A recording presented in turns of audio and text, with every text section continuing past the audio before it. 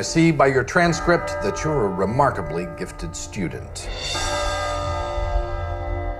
First in your family ever to attend college. Scholarship from your temple. But under religious preference, I see you didn't write Jewish, though you are of Jewish extraction. I'm wondering why that is. I don't prefer to practice one religion over another. How you and Rodrigo met each other and how this partnership began to bring the book to the silver screen. You know, I've known Rodrigo for many years, and I've watched what he and his team at RT Films here in Brazil have been doing in world cinema, right? So over the years, I've watched a lot of great movies that he produced. So when I got fired from my job running a movie studio and was out on my own and started to work with my friend Anthony Bregman, who I also worked with many years, Rodrigo was really one of the first people we went to see if he wanted to join forces to make Indignation. It was a project that I had nurtured for a number of years, but had never really had the time to figure out how to get going. And when I finally was out and ready to direct my first film, I did not want to be the main producer shouldering all that other work. Because it's really, now that I've been director, my first film, let me just tell you, it's very nice to have somebody else do all that work.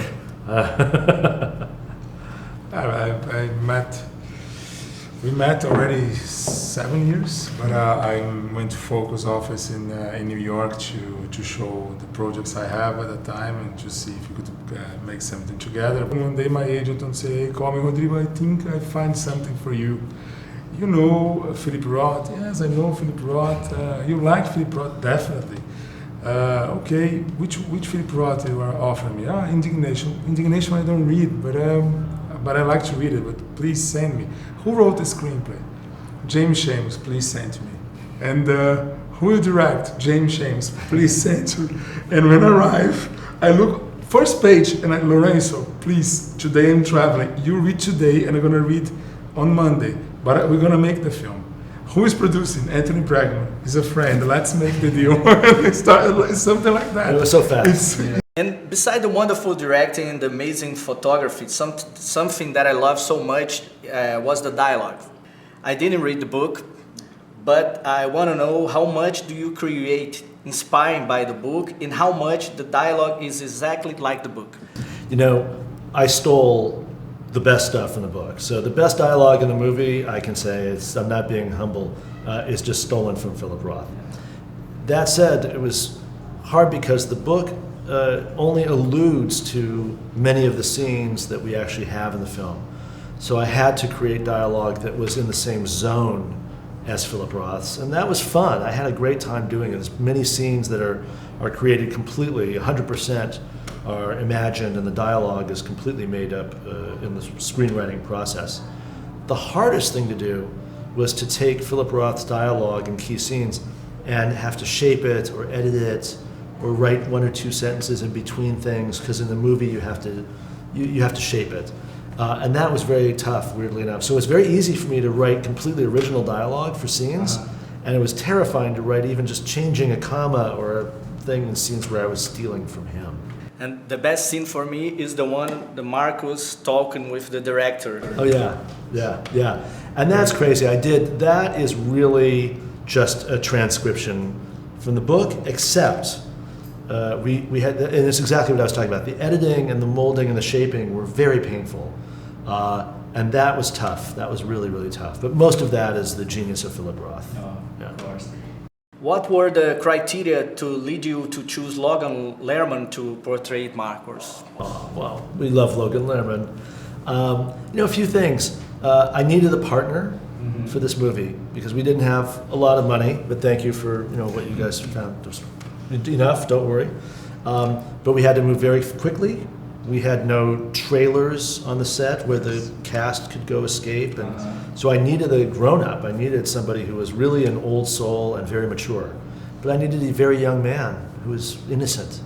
And what I love about Logan is that he maintains both a deep intelligence, but a total innocence, which if you look around at young people these days is not easy to find. And he's a genuinely warm and giving and kind person. So he is really what he seems like. Yes. Very strange, but really true. So he really was a partner. He was in every scene. He was on the set all day, every day. It was a brutal shoot in many ways. And he spent 6 months preparing for this role. 6 months? Oh, he's a very good actor. I love him. And he's a nice Jewish boy. Yeah. Yes, yes. And could you both talk a little bit about the amazing production designed by Inbal Winberg?